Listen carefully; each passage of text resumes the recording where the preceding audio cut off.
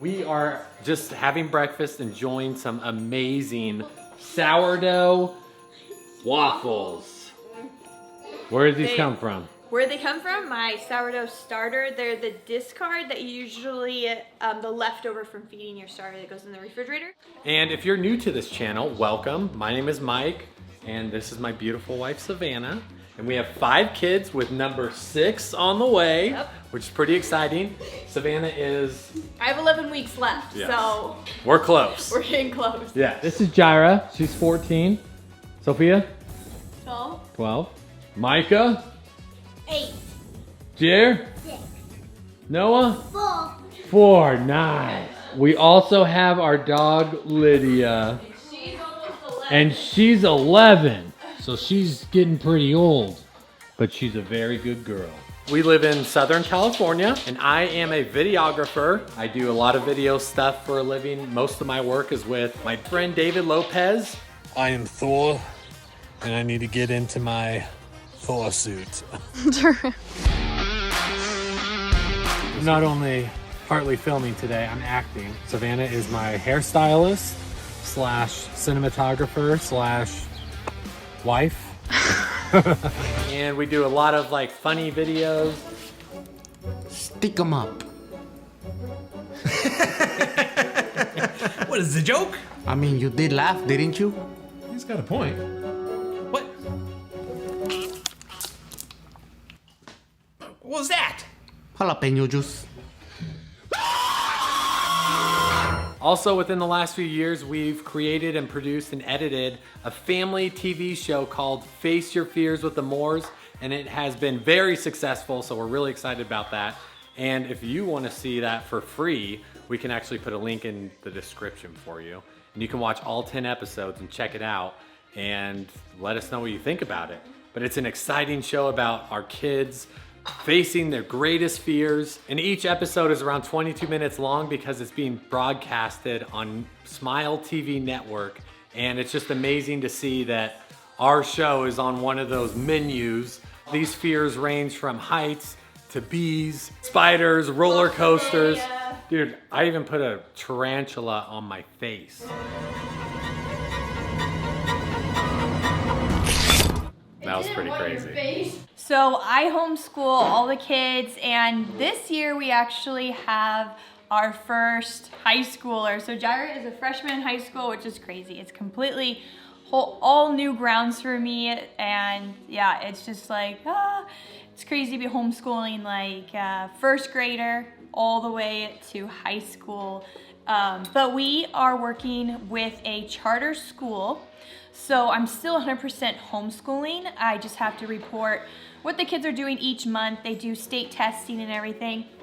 But one of the things that's really cool about being a part of this charter school is that there's a lot of resources. One of the resources that we taken advantage of is speech therapy. So Micah, from a young age, we noticed that he's had trouble with speech. Micah has been doing speech therapy for a year, and it has helped so much. I actually have a meeting very soon with the charter school teachers. There's gonna be a lot of teachers talk about how he's progressing, what the next year is gonna look like. He's doing 2 classes a week on Zoom, so it's nice to be like home and he can do those classes. I'm a little nervous how it's gonna turn out, and yeah, we'll go from there. All right, well, since Savannah is on the phone right now with like 5 different teachers, I thought it would be appropriate to stay on the topic of homeschool and maybe just talk about some of the, struggles we're having, talk about some of the positive things about homeschool, and maybe just can relate to some of you guys. And ultimately, I'm hoping to get some encouragement from you guys for Savannah, because sometimes she can come up to me and say, Mike, I really don't feel like I'm the best or the most qualified teacher for our kids. And although that might be true, at the same time, I would argue that she is the best teacher for our kids. Sometimes, with teaching the kids, you have to relearn things. Sometimes I have the girls come in to me with some like math questions. I'm like, wow, I haven't done this in a long time. The whole, please excuse my dear Aunt Sally, things like that. Most of the stuff we're teaching our kids, we can relearn and teach them.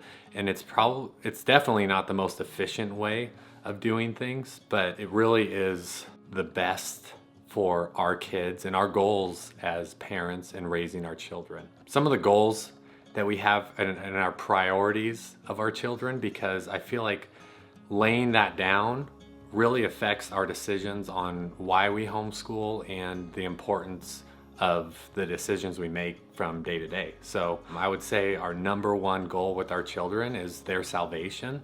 Our priority is to share the gospel with them, and hopefully they accept the Lord as their Savior and depend on His righteousness. Not that we deserved it in any way, shape, or form, but as a gift, and we need to give all the glory to Him. Another important thing to help them with their character. The gospel is definitely the catapult to having good character. Number 3, I would say teaching them good work ethic, to work hard in everything they do, all to the glory of God, which we're going back to step 1. And I would say number 4 is teaching them how to be independent. A few of our kids, I believe they could go on, those TV shows and, build your own structures and survive, and being able to do the basic things in life. Jirah, when she was, I think 4 or 5 years old, she was sewing. And number 5, I would say, as we raise our children, is to figure out what their strengths and passions are, what they want to do when they get older, and then really kind of focus on those as we're raising them. So when they're ready to get a job, that they could be, so much more ahead in those areas. Savannah and I feel sending our kids off to school at a young age can be very dangerous. I homeschooled up to high school, and I went to high school, and I even went to a private high school. The peer pressures at an age like that, and I can't imagine the technology today with phones and what the kids are exposed to these days. Public schools, especially here in California, the things they are teaching children is it's unbelievable. We don't feel safe sending our kids off 40 hours a week to be taught by the school system here. Vodi Bakum actually said, "We cannot continue to send our children to Caesar for their education and be surprised when they come home as Romans." To be able to have our kids home with their mom to teach them day-to-day stuff all the time. We get to be in control of the curriculums that our kids are being taught. Homeschool is the hard way, but I think it's the most rewarding. And then you have those people saying, what about your kids' social lives? They can't interact with other people. First of all, there's plenty around here.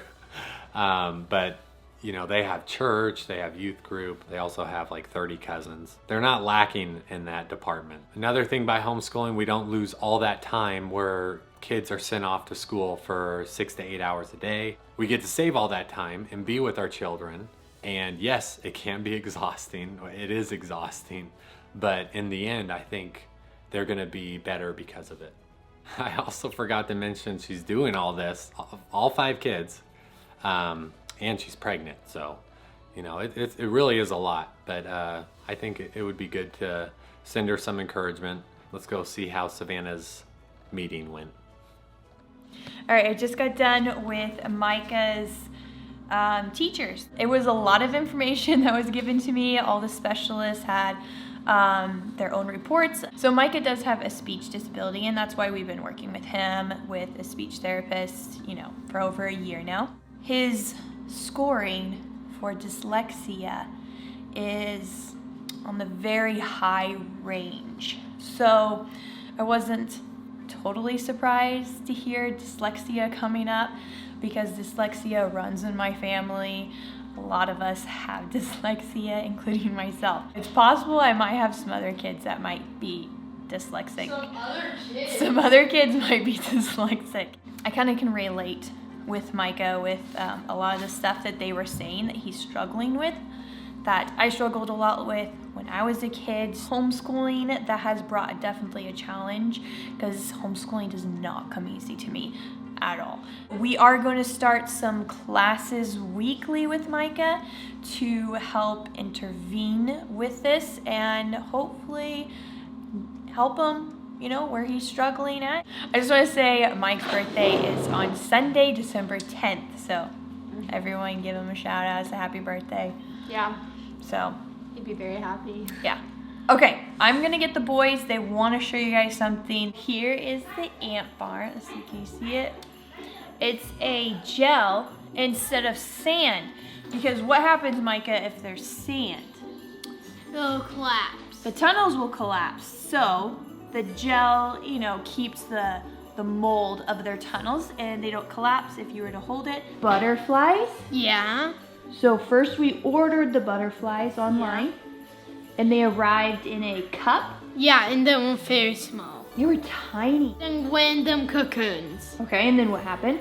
Then turned to butterflies. They were pretty. Yeah, very pretty. And I'm the one to clean out the ant farm and feed them and collect them when they jump out. Ugh. I Anyways. love nature. All right, push that like button for Micah. Give him some encouragement. Micah's been working. Oh, and for Jeremiah, they've been working really hard on school and they've been doing a good job. So very proud of them. We'll see you guys next Saturday.